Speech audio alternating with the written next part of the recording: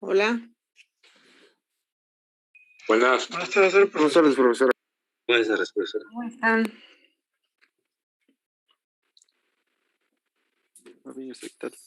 Bien.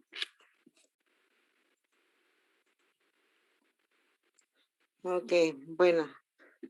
¿Se ve la diapositiva? Sí. Sí, profe. Bueno, muy bien. Vamos a empezar. Vamos a ver lo que les comenté ayer, al igual que la central de equipos. La farmacia intrahospitalaria es otro de los corazones del hospital. Digamos, en la atención de los pacientes hospitalizados, los costos de la atención tienen mucho que ver con los servicios de diagnóstico, con los materiales y con los medicamentos. O sea, esos tres rubros son pues los mayores gastos en la atención médica de los pacientes. Y bueno, cada uno pues de ellos tiene sus riesgos, ¿no? Sus riesgos en cuanto al diagnóstico, pero la farmacia, al igual que la central de equipos, tiene riesgos en el tratamiento de los pacientes. Entonces, hasta hace pues algunos años, como tal, no existía el concepto de farmacia intrahospitalaria, sino que el suministro de medicamentos se hacía a través de los que se entregaba pues por cajas, ¿no? Cajas de medicamentos. Si a alguien le recetaban paracetamol, pues la farmacia o el almacén le mandaba una caja de paracetamol al paciente. Sin embargo, bueno, esto tiene mucho que ver con los costos, ¿no? De la atención, tanto en el sector público como en el sector privado, porque a lo mejor de los medicamentos puede ser que por el tiempo de estancia utilicen muy pocos medicamentos y se queda ahí, el resto, en principio, pues debieran de dárselo al paciente, pero pues eso, con frecuencia no sucede. Y entonces dentro de los hospitales se ha generado pues un problema, ¿no? De robo de medicamentos. O sea, a nivel mundial, esto no es nacional, es a nivel mundial, hay desaparición de medicamentos y pues hay un gran desperdicio por cuestiones de caducidad, ¿no? Entonces, la farmacia pues es un sitio en donde tiene que haber una organización en cuanto a el tipo de medicamentos que se tienen en el hospital, y esto es pues el cuadro básico de medicamentos. El cuadro básico de medicamentos lo tiene que hacer en los hospitales lo que se llama el comité de farmacia, que tiene una serie de funciones, ¿no? En cuanto a la seguridad de la atención con medicamentos. Entonces, ese cuadro de medicamentos, el cuadro básico, pues se supone que debe de ser un listado de todos los medicamentos que se utilizan en la atención del paciente. Si nosotros vemos un cuadro básico de un hospital general, el número de conceptos es grande, o sea, es muy grande, puede ser arriba de 500 conceptos. Y en el caso de los hospitales que son de especialidad, ese cuadro se reduce considerablemente porque obviamente la atención de pacientes pues es muy específica de la especialidad, ¿no? Por otro lado, normalmente en la farmacia no nada más hay medicamentos, sino que también hay complementos vitamínicos, en algunas ocasiones a través de la farmacia surte en todo lo que son soluciones, y los cuadros básicos se hacen así como interminables, ¿no? Por ejemplo, si hablamos de un hospital gubernamental, los conceptos son, digamos, la sal del medicamento, ¿no? Profesora, disculpa que la interrumpa, pero creo que no podemos ver su pantalla. ¿No? No. A ver, ¿no me escuchan? Yo Sí sí. la escuchamos, pero no podemos ver la pantalla, lo que está ¿Pero qué? compartiendo. No podemos ver la pantalla. ¿No la pueden ver? A ver, espera. Ajá. Yo sí la Creo que veo. varios compañeros no la A ven. ver, Puede. esperen. A ver, la voy a cerrar y la voy a volver a abrir, ¿eh? Por favor, pues.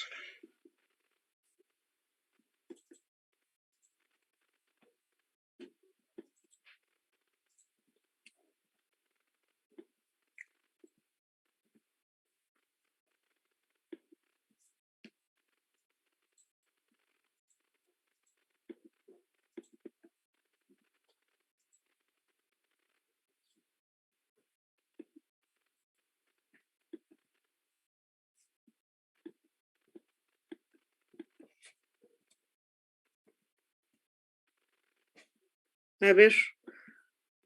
eh,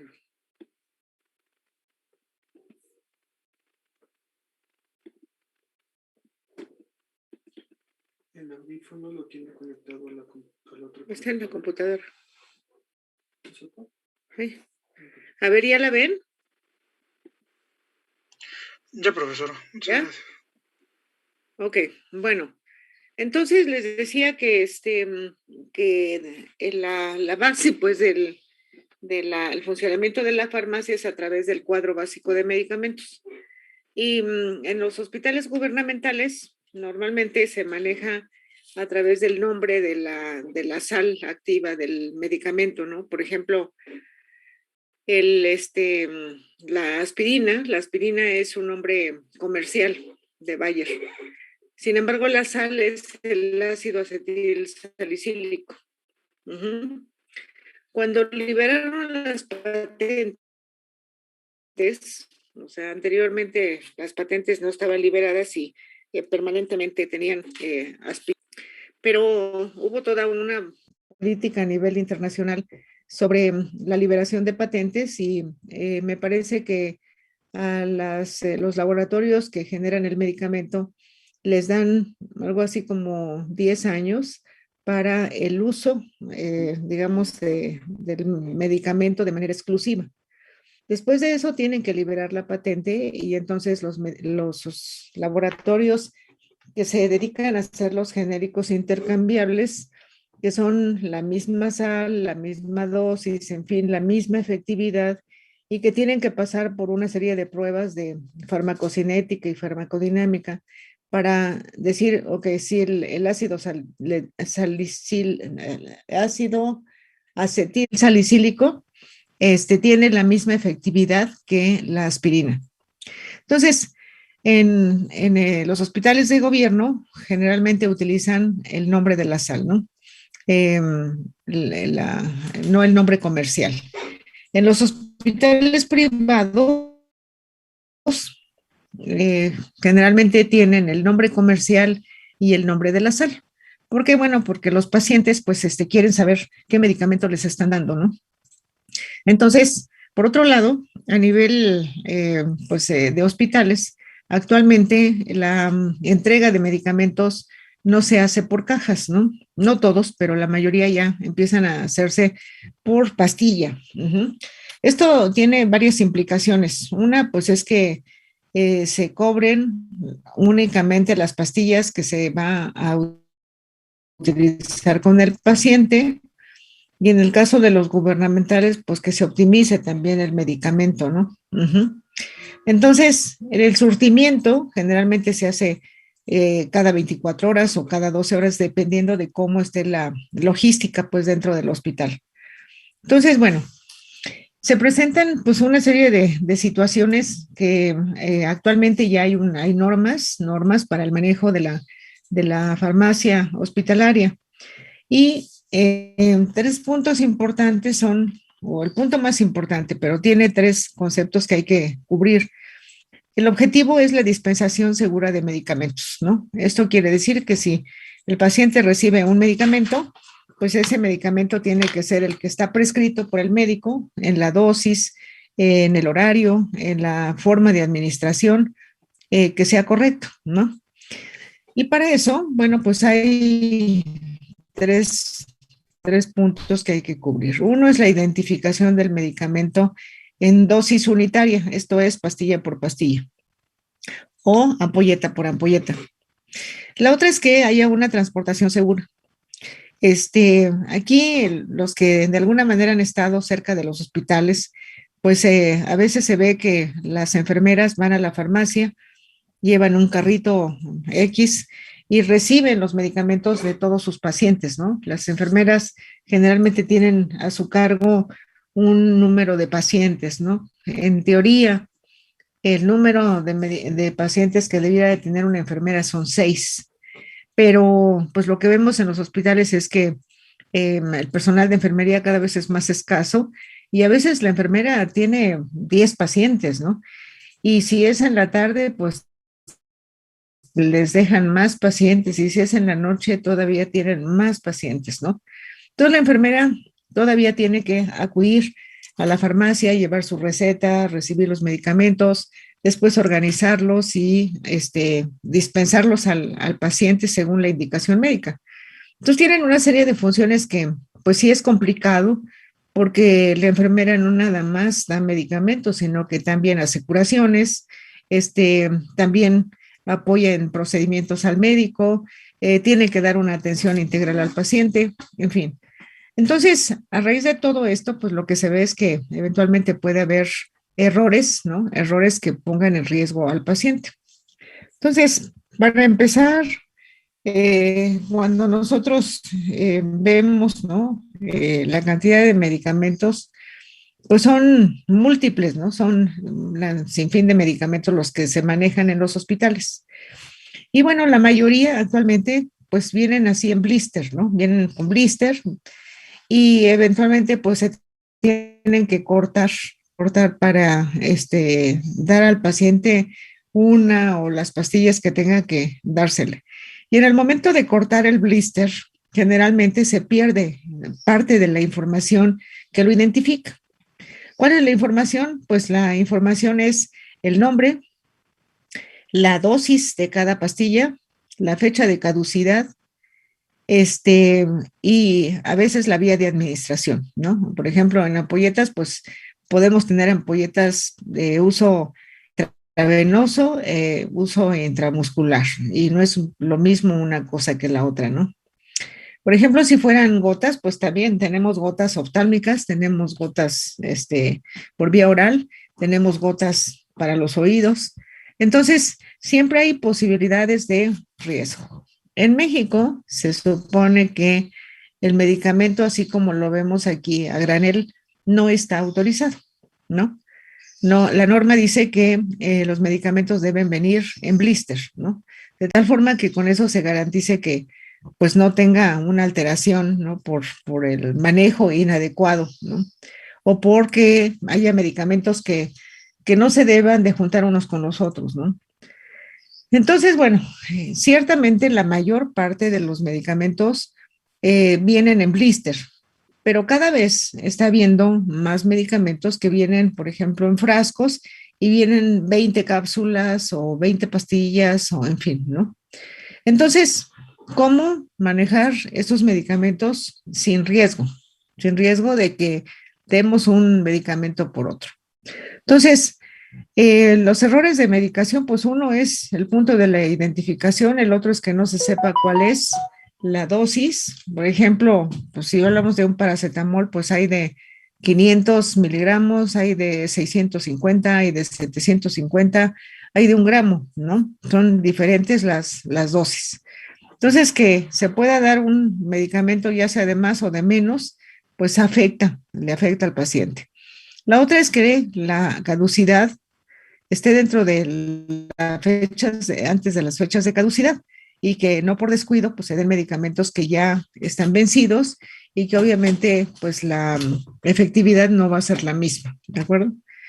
Otro de los errores pues es que en lugar de que se respete, ¿no? De que el medicamento tiene que ser cada 8 horas o cada 12 horas o cada 24 horas, pues que se pase el tiempo o que se les pase la hora y que el siguiente medicamento lo den antes del periodo establecido. ¿Por qué? Bueno, porque eso sí tiene implicaciones en cuanto a la efectividad, ¿no? No por darle 2 le va a funcionar mejor al paciente. En fin, Entonces, dentro de lo que son los procesos de certificación hospitalaria, pues ahí está para lo que es el manejo de los medicamentos, es el MMU, manejo de medicamentos. Y dentro de todo eso, pues hay varias cosas que revisar con cuidado. Uno es lo que le llaman las cuasifallas, ¿no? ¿Cuándo es una cuasifalla? Otra cuando son efectos adversos y otros lo que se llaman efectos centinela, eventos centinela. Entonces, las cuasifallas es cuando el personal estuvo a punto de cometer un error, pero no le llegó al paciente. O se dieron cuenta a tiempo y ya no llegó al paciente, ¿no?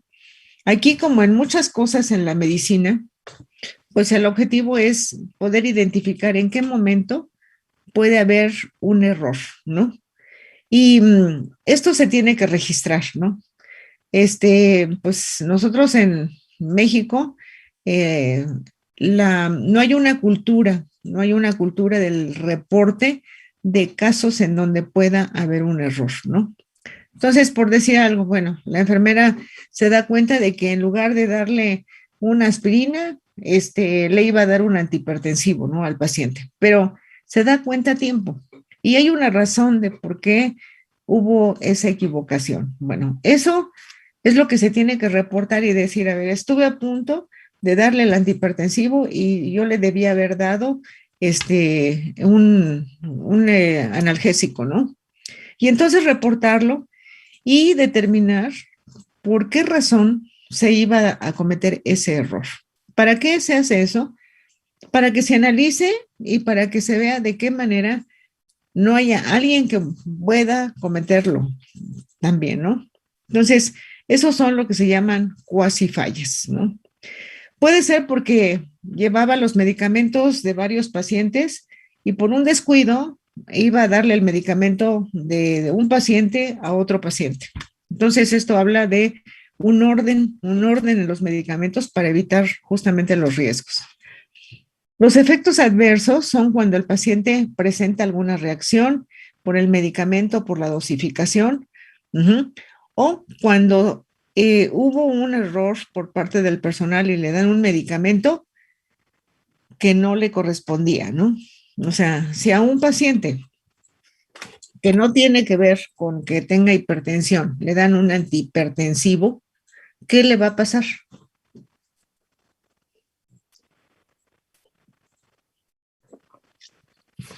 ¿Para qué sirven los antihipertensivos? ¿Le bajarían la presión?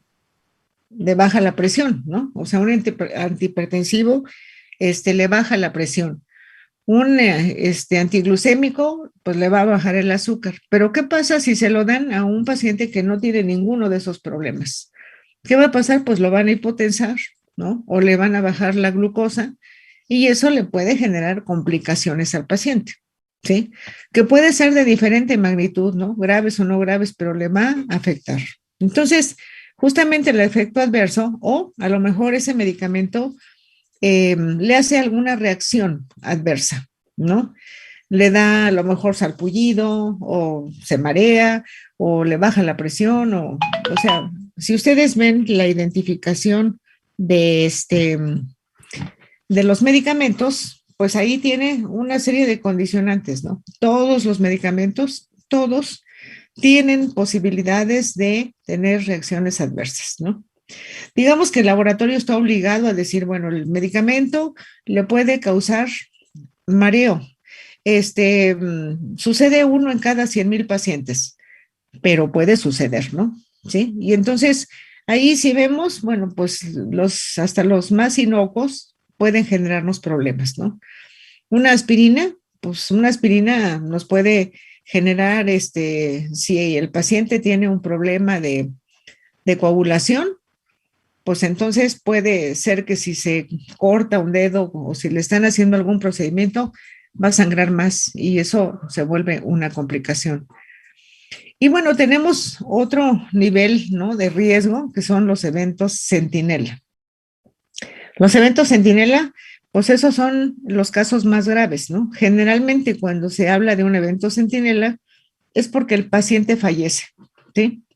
Y bueno, puede fallecer por quizá múltiples factores, no necesariamente exclusivamente por un medicamento, aunque puede darse, ¿no? Por ejemplo, errores cuando al paciente le están dando una quimioterapia, y que hay un error en la dosificación del medicamento para la quimioterapia, eventualmente puede generar un problema severo y puede llegar al paciente y generarle pues la muerte, ¿no? Hay muchas otras razones por las que se presentan eventos centinelas, ¿no? Por problemas de ventilación mecánica o de problemas con los equipos, puede haber muchos factores, ¿no? Pero en el caso de medicamentos, puede ser por medicamentos que haya una reacción del paciente o que hoy se cuida muchísimo la situación de los problemas alérgicos. Invariablemente, cuando ustedes van a una consulta médica, una de las preguntas obligadas ¿es alérgico a algún medicamento? ¿O es alérgico a un alimento? Y lo tienen que poner. Inclusive en algunos hospitales ponen un brazalete de cierto color para que el personal vea, identifique a qué es alérgico el paciente. Y normalmente en la cabecera del paciente ponen una leyenda en donde dice, por ejemplo, es alérgico a la ampicilina o al ácido acetil salicílico o a cualquiera de los medicamentos, ¿no? O a los alimentos. ¿Por qué? Porque las reacciones alérgicas son muy graves. Entonces, si por alguna razón el personal pone un medicamento del cual el paciente es alérgico, pues sí se puede presentar un problema serio que si no es atendido a tiempo, pues entonces le va a generar problemas. Uh-huh. Bueno, entonces los medicamentos, pues hay toda una gama de medicamentos y estos tienen pues todo un proceso, ¿no? Desde que salen de los laboratorios o que llegan a las empresas que hacen, digamos, la distribución de medicamentos, las que son las controladoras de medicamentos, pues reciben de todos los laboratorios los medicamentos y aquí ellos surten para los diferentes hospitales, los diferentes clientes. Hay un traslado y cuando llega al destino, al hospital, pues entonces aquí también puede ser que haya una organización dentro de la farmacia para la distribución a diferentes áreas del hospital, al quirófano, urgencias, hospitalización, el área de cirugía ambulatoria, etcétera, ¿no? Entonces, ¿qué es importante? Pues que los medicamentos, hay algunos que no tienen una restricción tan importante como la temperatura o la humedad, ¿no? Y bueno, también depende del sitio, ¿no? De que se trate. Si hablamos de la Ciudad de México, pues es un clima bastante benigno. Pero si hablamos del norte o del sur de la República, pues en un lado tenemos temperaturas muy altas y en el otro tenemos temperaturas altas y gran humedad, ¿no? Entonces, cada medicamento, si ustedes se fijan, pues tiene una leyenda donde dice, lo máximo de la temperatura de almacenamiento son 30 grados, ¿no? Y la humedad son 70%. Entonces, esas especificaciones lo que dicen es que si el medicamento no es almacenado correctamente, entonces hay la posibilidad de que tenga una degradación o que tenga algún otro problema y por lo tanto el laboratorio pues ya no se responsabiliza, ¿no? ¿Sí? Entonces, dentro de todo esto, pues hay una logística, ¿no? Y hay medicamentos que pues tienen que estar en refrigeración. Entonces, también esas cadenas de frío, desde que sale del laboratorio, el almacenaje, la transportación, la recepción, tiene que mantenerse esa cadena de frío para que el medicamento no tenga problemas, ¿no?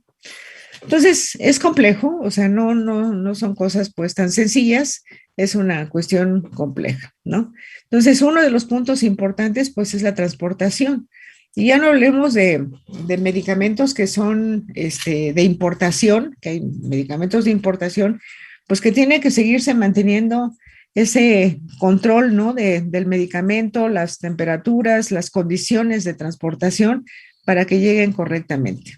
Bueno, entonces cuando llegan al hospital, generalmente pues llegan a la zona de almacenes y dentro del almacén pues están las áreas de farmacia. Actualmente pues ya el área de farmacia tiene un área a lo mejor anexa a lo que es el almacén general, donde se maneja el resto pues de los materiales que se usan en el hospital, y está la farmacia donde fundamentalmente se manejan los medicamentos, ¿sí? Hay otro tipo de materiales como por ejemplo las soluciones, ¿no? En los hospitales usan una cantidad increíble de solución salina, solución glucosada, agua bidestilada, para todo el hospital, ¿no? Que con frecuencia es manejado por la misma farmacia. Uh-huh. Entonces, bueno, posteriormente se tiene que ver la organización de estos medicamentos para lo que es la dispensación. Hay varias cuestiones que se han ido avanzando, ¿no? Como les decía, las enfermeras tienen en México una serie de actividades, muchas actividades con el paciente.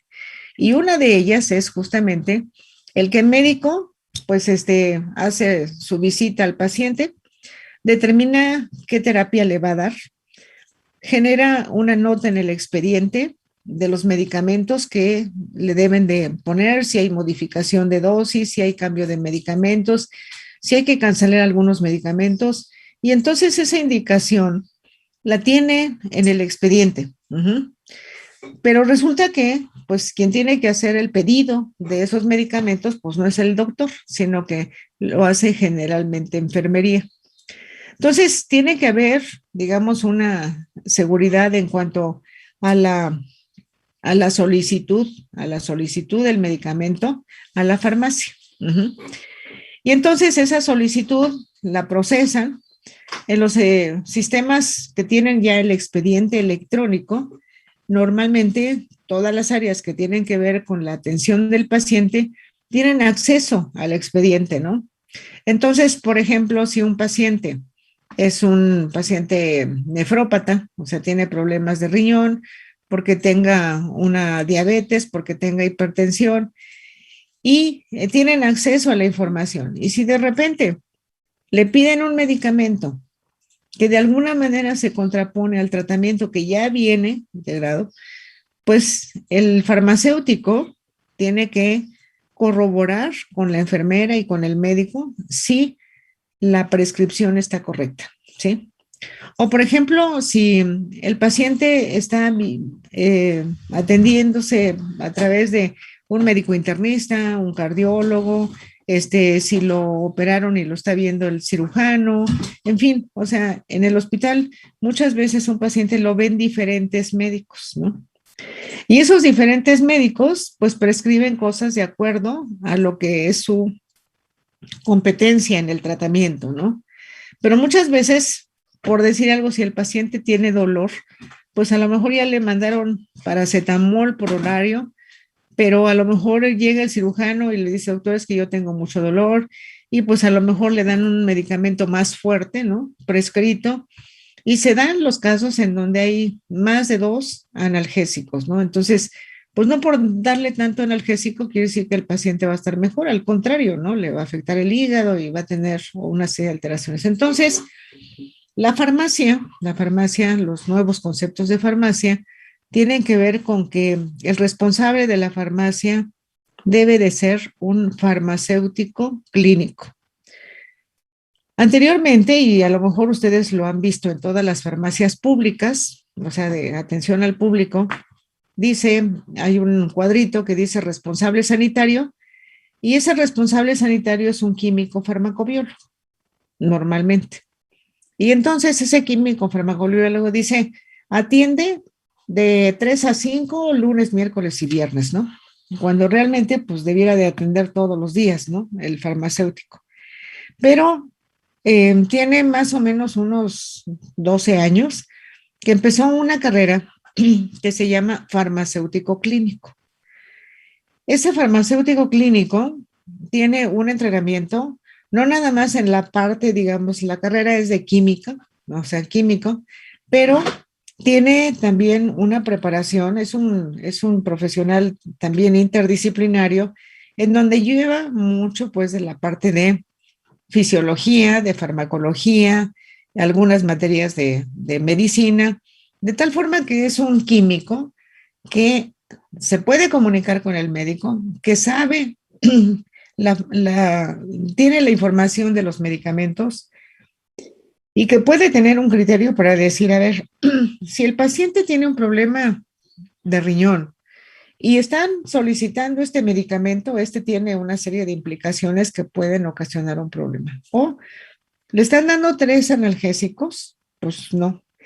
El farmacéutico no va a cambiar la prescripción. Lo que tiene que hacer es hablar con la enfermera, hablar con el médico, que le informen al médico que tiene prescrito 3 medicamentos el paciente y que cuál va a continuar, cuál le van a continuar en cuanto a la medicación.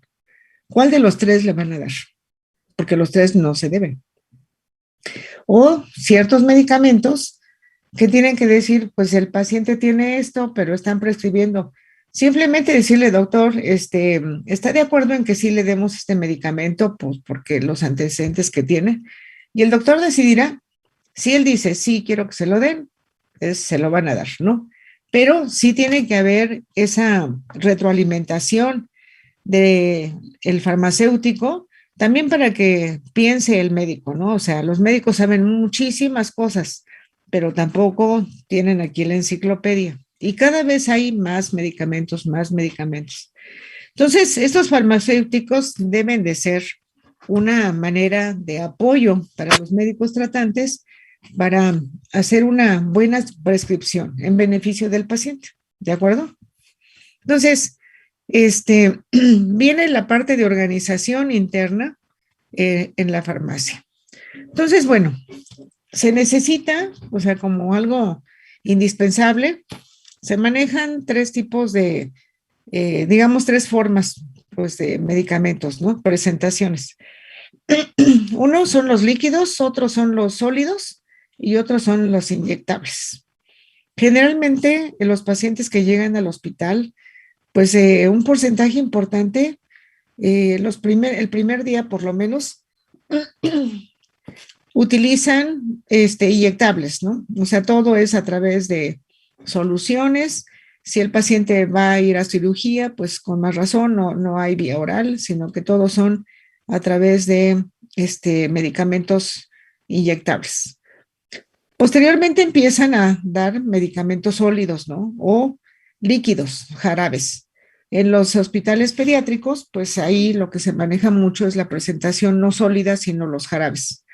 Entonces, en cualquiera de las versiones, pues se necesita tener la garantía de que el medicamento que se está dando es de acuerdo a lo que el médico está prescribiendo, ¿no?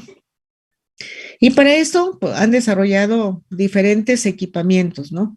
Que es necesario que cada uno de los medicamentos esté identificado con un código, ¿no? Muchas veces el código no es el código del medicamento, sino el código que tiene el hospital para ese medicamento, ¿no? Va a ser un código para el paracetamol de 500 miligramos, otro para el de 650, y entonces cada uno tiene ese número, ¿no? De identificación. En los hospitales gubernamentales también tienen un catálogo y tiene cada uno de los medicamentos su número para poderlo identificar. Entonces, si vamos a hacer un reenvasado de estos medicamentos, por ejemplo, en el caso de los líquidos, pues también ahí hay una serie de detalles que a lo mejor uno pues no los piensa, no los toma tan en cuenta, pero pues todos sabemos que un frasco, digamos, de jarabe, cuando uno compra un jarabe en la farmacia, pues trae así una medidita, ¿no? Para decir, le van a dar 2 mililitros, ¿no? O 3 mililitros. Sin embargo, pues nosotros sabemos que no es lo mismo ver el frasquito o la medida al nivel de los ojos, más arriba o más abajo, porque el menisco, pues es lo que de alguna manera identifica hasta dónde debemos de leer, ¿no? Entonces, pues en los hospitales, pues pasa un poco lo mismo, ¿no? O sea, se pierde la medida o dicen una cucharada, pues sí, una cucharada, pero ¿de qué tamaño es la cucharada, no? Entonces, siempre hay variantes en cuanto a la cantidad de líquido que se le está dando al paciente y eso sí tiene implicaciones, ya sea de menos o sea de más. Entonces, hay máquinas que lo que hacen es un reenvasado de los líquidos en ciertas presentaciones, ¿no? Como son los vasitos estos de las cremas, ¿no? De los restaurantes que vienen en una medida, porque ahí en los líquidos tiene que ver, digamos, el volumen, tiene que ver también la densidad del líquido, ¿no? Entonces, hay un compromiso entre volumen y peso y, en fin, para que la medida sea la correcta. Después, en el caso de los sólidos, pues es cortar los blisters, ¿no? Cortar los blisters y en una etiqueta, en la etiqueta, pues se tiene que poner el nombre de la sal, del principio activo, la dosis que tiene esa pastilla, la fecha de caducidad, el lote de fabricación, la identificación digamos, del medicamento, puede ser por el número del catálogo, pues, del hospital, y la persona que hizo el empaquetamiento, ¿no? ¿Por qué? Bueno, porque es necesario que haya una trazabilidad, ¿no? Que se sepa quién hizo esa corrida de empaquetamiento. Porque si en algún momento el medicamento presenta reacción en los pacientes, pues en ese momento tienen que identificar todo lo que se empaquetó para recogerlo y para entregarlo al laboratorio para su análisis, ¿no? Entonces, debe de llevar pues una serie de datos, ¿no? Para identificación. En el caso de los inyectables, pues también, o sea, muchas veces las ampolletas no vienen de una por una en las cajas, sino que puede venir 3 ampolletas, ¿no?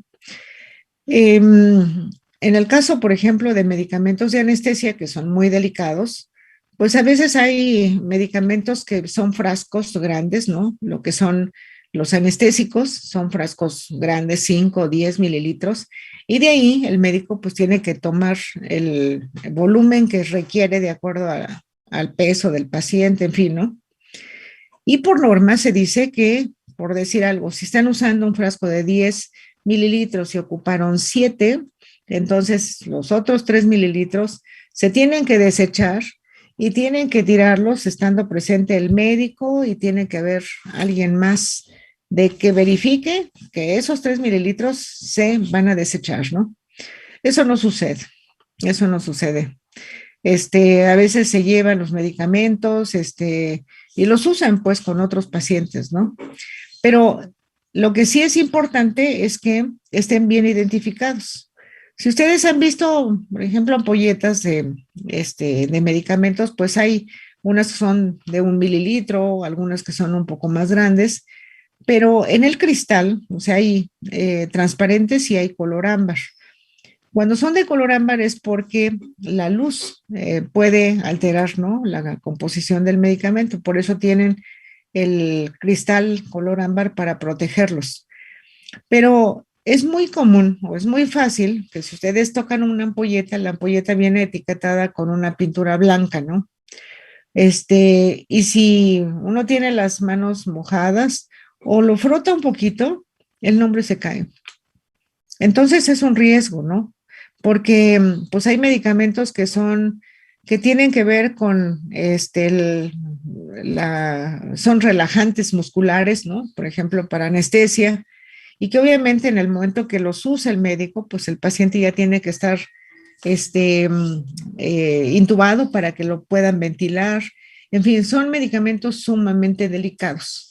Entonces, estos deben estar etiquetados para que no se pierda la información del medicamento. En algunos hospitales tienen lugares en donde pues pueden precargar las jeringas con la dosis, digamos, una dosis estandarizada que el hospital defina, y entonces se tiene que etiquetar con también el nombre del medicamento, la dosis que tiene o cuánto tiene la jeringa.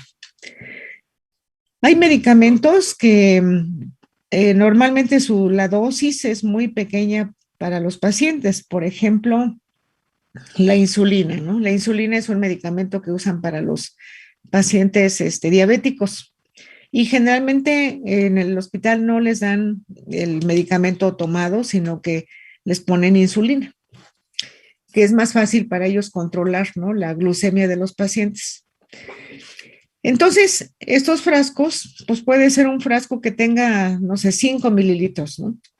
Pero lo que realmente están poniendo a cada paciente son dosis muy pequeñas, a lo mejor 0.2 mililitros, 0.3, en fin, son dosis muy pequeñas. Entonces, ese frasco sirve para varios pacientes. Entonces, tiene un sistema de etiquetado que dependiendo de lo que van sacando, pues van etiquetando las jeringas con la dosis que corresponde. Y entonces pueden llevar un control de para cuántos pacientes les sirvió esto, porque muchas veces si es para un paciente y si le ponen 3 dosis, pues el resto se queda ahí y eventualmente lo tienen que desechar porque quedó fuera del sistema de refrigeración y entonces pues ya no sirve para el paciente, ¿no? Entonces, el objetivo de esto pues es tener una identificación muy clara de los medicamentos. Y hay equipos, hoy hay una gran variedad de equipos que se utilizan justamente para hacer lo que se llama dosis unitaria. Y esta está de acuerdo pues a la normatividad cómo se debe de hacer. Entonces hay máquinas como esta que lo que tienen son un carrusel en donde se pueden utilizar para, digamos, los medicamentos con blister, que pueden ser cápsulas, pueden ser pastillas, y tienen una gama de carruseles de diferentes formas y de diferentes tamaños para que se empaquete pastilla por pastilla. Entonces, de esa manera, pues ya tienen, o sea, si van a empaquetar, por ejemplo, paracetamol de 500 miligramos, cada caja tiene 20 pastillas y entonces pues empaquetan 20 cajas de 20 pastillas, son 400 pastillas y ya tienen un acomodo en su farmacia de pastilla por pastilla para que si el paciente va a necesitar 3 pastillas durante 24 horas, porque le van a dar una cada 8 horas, pues lo que surten son las 3 pastillas, nada más. Y al día siguiente, pues ven, si le van a seguir dando la misma medicación, pues entonces tienen que darle la misma, ¿de acuerdo? Bueno, aquí vemos hay diferentes equipos, ¿no? Diferentes formas de hacer el empaquetamiento, pero tienen pequeñas variantes nada más. Sin embargo, este es el tipo de maquinaria que se puede utilizar en México porque hay equipos que son muy automatizados, pero tienen una característica. Por ejemplo, si ustedes tienen una pastilla, digamos, de marca, o sea, una aspirina de Bayer, la aspirina de Bayer siempre va a tener la misma forma, el mismo espesor de la pastilla, el mismo peso de la pastilla, siempre, ¿sí?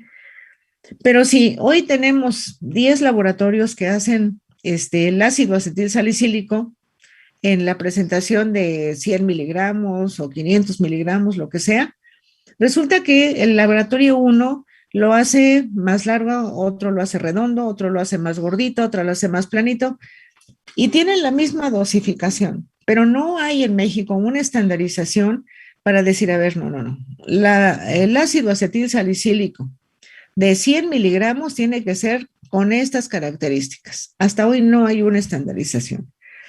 Entonces, esas máquinas, que son las que se manejan para multidosis, quiere decir que se pone el medicamento para el paciente, el que viene, digamos, un paquetito, una bolsita con los medicamentos que le van a dar a las 8 de la mañana, otro los que le van a dar a las 12 del día y otro a las 3 y así, ¿no?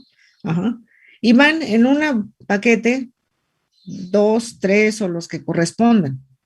En México eso no se puede hacer porque esta falta de estandarización pues no permite que esas máquinas se puedan utilizar, aparte de que esos equipos tienen que estar conectados a el expediente electrónico del hospital. Y entonces, pues en el momento que el médico prescribe, la máquina tiene que sacar esa información y decir, tengo que poner un paracetamol, un Bactrim, un hipoglucemiante, un antihipertensivo, ¿no?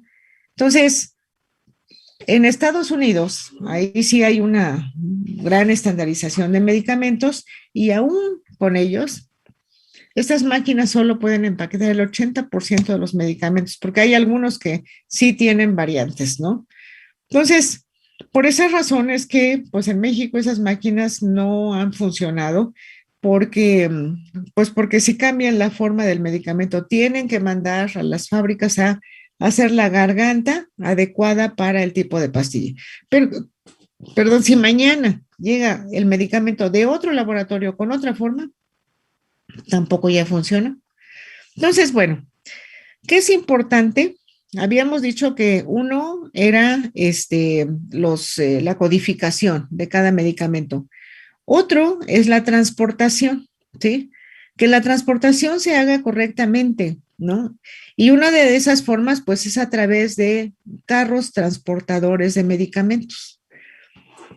Los que ahora que ustedes entren más a los hospitales se van a dar cuenta de que pues la enfermera lleva una charolita y a veces lleva los medicamentos en vasitos para el paciente 1, 2, 3 y así, pero es muy fácil que pueda haber confusión, ¿sí? Entonces, lo que se sugiere, y la norma dice que tiene que haber una transportación segura, es que puedan ser carros en donde, por decir algo, si la enfermera tiene 8 pacientes, pues en cada cajón son los medicamentos de un paciente. Y tiene que haber una identificación del cajón. ¿Cuáles son los identificadores en los hospitales? Bueno, pues es el nombre del paciente, la edad, la fecha de nacimiento y el sexo, ¿sí? Esos son identificadores así para todo el hospital. No se debe usar, por ejemplo, y si el hospital le asigna un número de paciente, por ejemplo, en el caso del Seguro Social, pues el número de pacientes es el número de seguridad social. En los hospitales privados, pues ahí sí cada hospital le asigna un número de paciente que lo genera en su sistema informático y entonces ese número. Si el paciente ya ha estado en varias ocasiones, pues tratan de que el número que ha tenido en ocasiones anteriores sea el que siga teniendo en ese internamiento, ¿no? Entonces, esa información se debe de poner justamente en cada cajón y en ese cajón organizar las dosis que se van a dar durante el día, ¿no? Esa es una manera. No se debe de usar, por ejemplo, el número de cama, porque el paciente puede eventualmente cambiar de una cama a otra y pues se pierde justamente esa identificación. Muy bien, vamos a ver muy rápido este diagrama y lo dejamos ahí porque me tengo que conectar a la otra cosa. Entonces, este es un diagrama de una farmacia, digamos una farmacia tipo. ¿Qué áreas debe tener la farmacia? Bueno, pues una es donde llega el medicamento, ¿no? O sea, las cajas, la estiva, ¿no? Todas las cajas que llegan tienen que estar en un sitio, para que puedan ser dadas de alta, en un sistema informático. O sea, llegaron tantas cajas de tal medicamento y eso corresponde a tantas pastillas.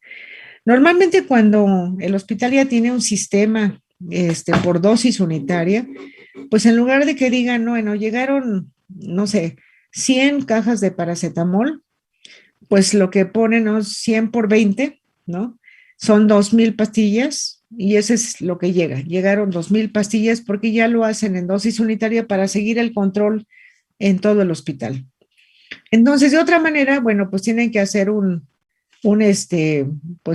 cambio, 10 pastillas, 10 cajas corresponden a tantas pastillas y así. Después hay una zona de almacenamiento de cajas y frascos, o sea, quitan las cajas grandes y entonces están las cajas y frascos. Dependiendo del tamaño del hospital, en ocasiones tienen sistemas verticales para la organización de los medicamentos, que es una manera también de evitar las fugas y de evitar que el medicamento se caduque, ¿no? Tiene que haber primeras entradas, primeras salidas, para que no se quede rezagado el medicamento. Y el hospital tiene que poner reglas en el sentido de que no puede aceptar medicamentos con menos de 6 meses de caducidad, porque eventualmente pues se les pueden caducar en la farmacia y eso es una pérdida para el hospital. Entonces, aquí tenemos en medio lo que sería, si lo tuvieran, un sistema vertical de almacenamiento, que son sistemas que les ahorran mucho espacio, pero sobre todo les permiten mantener un mejor control. ¿Ok? Después tenemos aquí un área de refrigeradores, o sea, siempre debe haber una red fría en las farmacias para los medicamentos que lo requieran. Las áreas administrativas y eventualmente las áreas de preparación de dosis unitaria. El etiquetado de inyectables, las áreas para el manejo de sólidos, o sea, las unidosis de sólidas, pastillas, cápsulas y todo esto. Y luego un almacén de dosis unitaria, o sea, muebles que son exprofeso para el almacenamiento de dosis unitaria. En este almacén es donde llega la información del sistema de las recetas, ¿no? Entonces llegan aquí todas las recetas y el personal tiene que preparar, ¿no?